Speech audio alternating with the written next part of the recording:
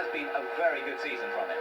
He certainly has done a tremendous job. You know, it's his third season in the PPG Kart World Series. He's won a race each of his first 2 seasons, and he'd be desperately disappointed if he wasn't able to keep that streak going this year. But of course, this is his last opportunity, and to date in practice, he hasn't shown race-winning speed. But race-winning speed is not shown during practice; it's shown during the race, and that's the real key to this car tomorrow.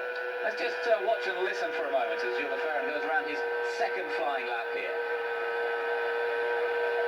He's coming out of turn 2. You can see the bumps affecting the steering wheel up the back stretch now. Now listen to the engine note here.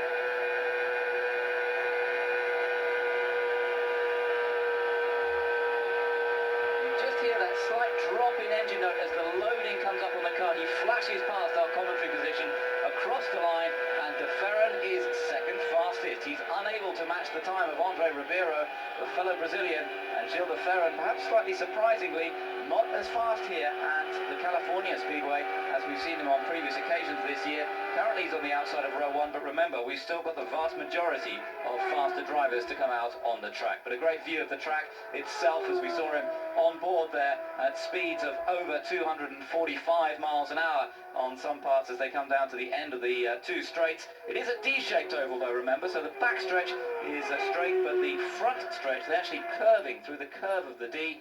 And you're now watching Christian Fitipaldi out there in the Budweiser car, and Christian and Michael Andretti hoping for great things from the Swift chassis, which is built not too far away from this circuit. Yeah, only 40-50 miles away down the coast a little bit in San Clemente, and a lot of Swift employers here this weekend cheering this car on. They've dialed the car in steadily.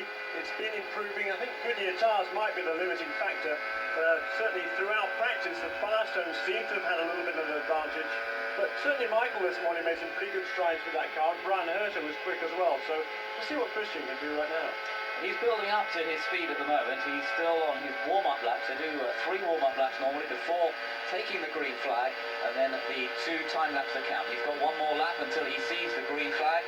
You're watching him through turns 1 and 2 at the moment. He's just taking things a little steady at the moment, building up the speed, but it's a question of building up the momentum during those warm-up laps. It's a bit like getting a conch at the end of the string and just beginning to spin it faster and faster and faster, and that's really what these guys are trying to achieve as they build up towards their qualifying effort.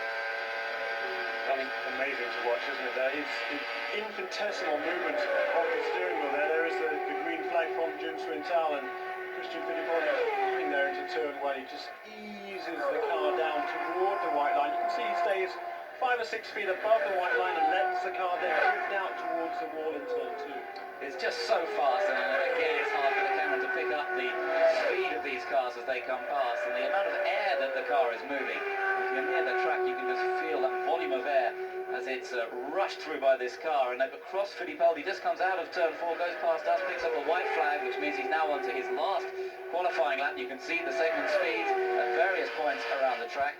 381 kilometers per hour is the top speed there, as you can see, going down into turn 1. It's a little bit bumpy in a few places to this track, and the drivers have been reporting that makes life a bit tricky at these sort of speeds. It certainly does, and they're not very happy about it. Particularly turn 1 and 2 there, I think the bumps are a little bit worse. 3 and 4, the groove opens up a little bit, and it doesn't seem too bad. The first time around, the last warm-up lap was a 31.2 for Fitipaldi, which would be 3rd fastest overall. So Christian goes 3rd so far.